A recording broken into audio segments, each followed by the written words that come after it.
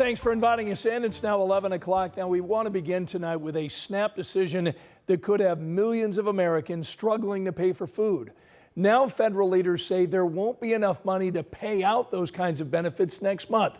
That's if leaders in Washington, D.C. don't bring an end to this government shutdown. Our Logan Gay is in the newsroom for us tonight and explains what this could mean for Hoosiers. Logan? Well, Scott, the letter from the USDA says the money to fill those EBT cards has run out. Now they are directing states to hold off on paying out November SNAP funds. This is adding pressure to food banks and organizations already experiencing an influx in need. Fallout from the federal government shutdown could be hitting the close to 600,000 Hoosiers utilizing the Supplemental Nutrition Assistance Program, or SNAP benefits. According to this letter from the USDA, if the shutdown continues, there won't be enough money for November. Having the government shut down takes away some of that stability, not just for those individuals, but for our communities, for hardworking families, for service members, federal employees, and local businesses. That's Emily Weichert Bryant with Feeding Indiana's Hungry. It coordinates food distribution to those in need across all 92 counties. She says their members were already preparing to meet the needs of the 25,000 federal employees and contractors in the state who will soon be missing paychecks. Now they have something else to keep an eye on. Missed paychecks jeopardize people's ability to afford food for their families, to help them thrive, to cover their other household expenses.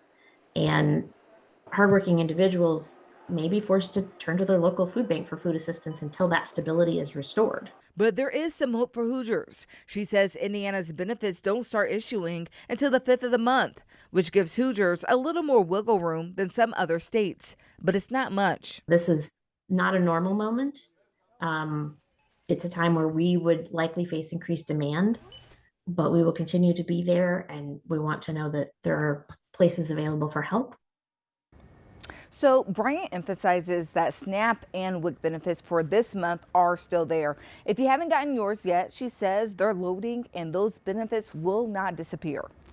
All right, Logan, thanks. In the newsroom tonight, the shutdown shows no signs of ending. Tonight, Senate Democrats again blocked a funding bill from advancing. This was the 11th vote attempting to move this measure forward. It would fund the government through late November, but both parties are now in this standoff over enhanced Affordable Care Act subsidies. Now that Democrats have had their protest and publicity stunts, I just pray that they come to their senses and end this shutdown and reopen the government this week. Republicans are waiting, the American people are waiting, and we are ready to act. We need to reopen the government, and we need to do that now. We need to find a bipartisan path toward enacting a spending agreement that actually is designed to make life better for the American people, as opposed to hurting everyday Americans. The government officially shut down on October 1st. Angela, the temperatures are really cooling down, aren't they? Scott, they are. Temperatures in the 50s right now, expecting upper 40s early tomorrow morning. We're at 52 in Kokomo and Peru, 53 Indianapolis and Shelbyville, already down into the mid 40s for Richmond, currently 46 degrees. Keeping an eye on our next cold front. It's already producing some showers just west of Milwaukee, west of Chicago. This expected to arrive here after midnight. It will bring us a rain chance shortly before the sun comes up. Then we get some dry hours for the morning drive before additional showers develop tomorrow afternoon. All right, we'll see what the full forecast coming up. Now from the basketball court to the courtroom tonight, where Pacers guard Cam Jones is tonight accused of leading police on a chase right here in Indianapolis. Troopers tell us they tried to pull the rookie over for reckless driving, going 90 miles per hour on I-65 and changing lanes several times without a signal, but they tell us he took off. This video shows police eventually stopping Jones on I-65. This is near the Fletcher Avenue exit. All of this unfolding around 10 this morning. Court documents tonight reveal that Jones told police he was running late for practice. The Pacers released a short statement to 13 News tonight saying, "We are aware of the situation involving Cam Jones. We are in the process of gathering additional information and will not have any additional comment on the matter at this time." Tonight, a woman is charged with murder after investigators say she shot and killed a man in a case of road rage. Police say the man and his girlfriend were in a car waiting to turn at 38th and Georgetown. The light turned green, but the car in front of them did not go. So police say the man honked his horn and then drove around the car. But investigators say the woman inside, 23-year-old Deborah Benefiel, drove after the couple, saying she shot through their back window, hitting the man who died at the hospital.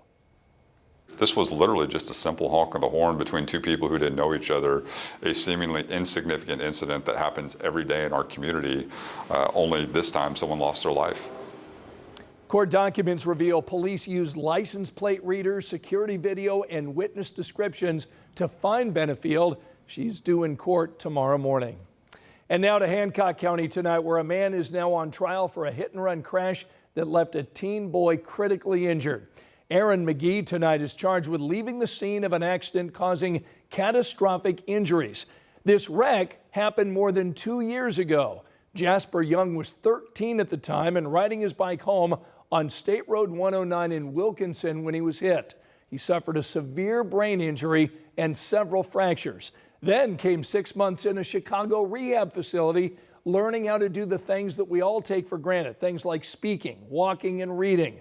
And now Jasper is a sophomore in high school.